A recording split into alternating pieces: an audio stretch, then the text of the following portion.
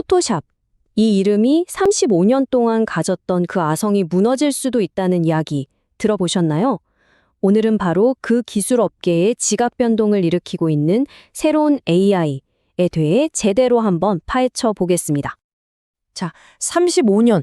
정말 어마어마한 시간인데 이 기간 동안 굳건했던 철옹성이 정말 말 그대로 하룻밤 사이에 무너질 수 있을까요? 오늘 저와 함께 그 가능성을 한번 들여다보시죠. 1990년에 처음 나왔으니까 와, 진짜 오래됐죠? 그때부터 어도비 포토샵은 이미지 편집 분야에서 거의 절대 강자였어요. 전문가들한텐 그냥 필수품이었고 우리도 흔히 이거 포샵했네 하잖아요. 이렇게 포토샵 하다라는 말이 아예 동사처럼 쓰일 정도로 이건 그냥 업계 표준 그 자체였습니다. 자, 그럼 먼저 이 엄청난 변화가 닥치기 전의 세상은 어땠는지 그 굳건했던 포토샵 왕국 시절로 잠시 돌아가 보겠습니다. 35년. 와, 정말 긴 시간이죠. 이 기간 동안 어도비는요, 이 크리에이티브 소프트웨어 시장에서 사실상 독점적인 지위를 누려왔다고 봐도 과언이 아닙니다.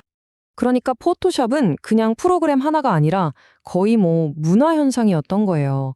생각해 보세요. 어떤 브랜드 이름이 동사로 쓰인다는 건 그게 시장과 우리 문화에 얼마나 깊숙이 박혀 있는지를 보여주는 가장 확실한 증거 아니겠어요?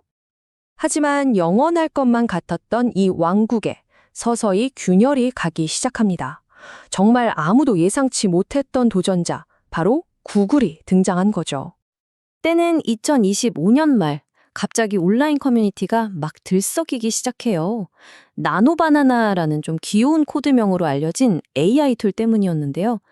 이 도구의 정식 이름은 제미나이 2.5 플래시 이미지였는데 와, 정말 순식간에 입소문을 타고 퍼져나갔습니다. 자, 여기서 잠깐 이 새로운 도구들의 심장이라고 할 수 있는 생성형 AI가 뭔지 간단하게 짚고 넘어갈게요. 뭐냐면 기존에 있던 수많은 데이터를 막 학습해서요. 그걸 바탕으로 세상에 없던 새로운 글이나 그림, 음악 같은 걸 뚝딱 만들어내는 인공지능이라고 보시면 됩니다. 그리고 바로 이 슬라이드에 보이는 캐릭터 일관성이라는 개념, 이게 진짜 나노바나나의 결정적인 한 방이었어요. 이전 AI들은 어땠냐면 여기 이 캐릭터한테 모자만 좀 씌워줘 이렇게 시키면 갑자기 얼굴까지 전혀 다른 사람으로 만들어버리는 일이 정말 흔했거든요. 아니, 그래서 이 캐릭터 일관성이 대체 뭐길래 이렇게 대단하다고 하는 걸까요? 이걸 한번 보세요. 이제는 똑같은 캐릭터를 가지고 12부작 필름 누아르 스토리 같은 시리즈물을 만들 수 있게 된 거예요. 이건 정말 전에는 상상도 못하던 일이거든요. 덕분에 AI 이미지가 그냥 신기한 장난감 수준을 넘어서 진짜 전문가들의 작업 영역으로 들어올 수 있게 된 거죠. 자, 이 기술이 세상에 딱 나오자마자 시장의 반응은요, 정말 즉각적이었고 아주 드라마틱했습니다. 이보세요. 레딧 같은 해외 커뮤니티에서 터져나온 사용자들의 진짜 날 것 그대로의 반응입니다. 포토샵 킬러의 등장. 딱 이 한마디가 당시의 모든 충격과 분위기를 설명해줬습니다. 그리고 이런 반응은 그냥 말로만 끝난 게 아니었어요. 시장은 정말 냉정했죠. 이 시기에 어도비 주가가 무려 30% 가까이 폭락합니다. 포토샵 킬러라는 말이 그냥 인터넷 밈이 아니었다는 걸 이 숫자가 그대로 보여준 거죠. 근데 구글은 여기서 멈추지 않았어요. 한술 더 떠서 훨씬 강력한 프로 버전을 내놨습니다. 이 표를 한번 같이 보시죠. 무료 버전도 좋았지만 프로 버전은 해상도가 최대 4K, 이건 스튜디오급 퀄리티거든요. 게다가 이미지에 글자 넣을 때 맨날 깨지던 문제까지 해결한 정확한 텍스트 렌더링 기능까지 탑재하면서 와, 이건 정말 기존 강자들 입장에선 숨이 턱 막히는 압박이었을 겁니다. 자, 이렇게 구글이라는 거대한 공동의 적이 나타나니까요. 시장이 정말 흥미롭게 재편되기 시작합니다. 그야말로 누구도 상상하지 못했던 세 개의 동맹이 결성된 거죠. 정말 이 말보다 더 이 상황을 잘 설명하는 말이 있을까요? 적의 적은 친구다. 네, 바로 치열하게 싸우던 경쟁자 어도비와 오픈 AI가 손을 꽉 잡게 됩니다. 그러니까 상황이 이렇게 된 거예요.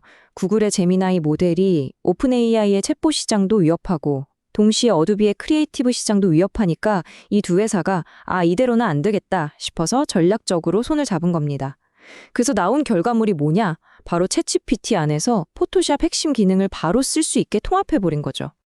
작업 방식이 얼마나 간단해졌는지 보세요. 그냥 챗GPT에 사진 한 장 올리고요. 배경 좀 흐리게 해줘. 이렇게 말로, 텍스트로 시키기만 하면 끝이에요. 포토샵을 따로 켜거나 구독할 필요도 없이 누구나 전문가 수준의 편집을 할 수 있는 시대가 온 겁니다. 이게 바로 기술 통합의 무서운 힘이죠. 자, 그럼 이제 한 걸음 뒤로 물러나서 더 큰 그림을 한번 보시죠. 사실 이건 단순히 어도비 대 구글 같은 한 회사와 다른 회사의 경쟁 이야기가 아니에요. 창작을 하는 방식, 그 패러다임 자체가 뿌리부터 바뀌고 있다는 신호입니다. 이 표를 보시면 그 변화가 한눈에 들어옵니다.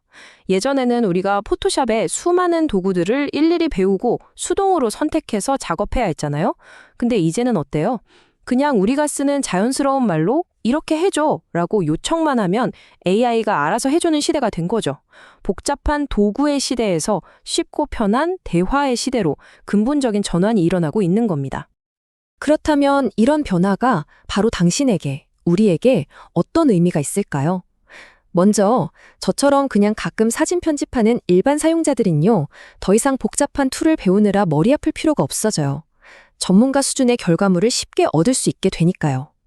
그리고 전문가들은요, AI를 마치 유능한 부조종사, 즉 코파일럿처럼 활용해서 단순 반복 작업은 맡겨버리고 본인은 더 창의적인 일에만 집중할 수 있게 됩니다.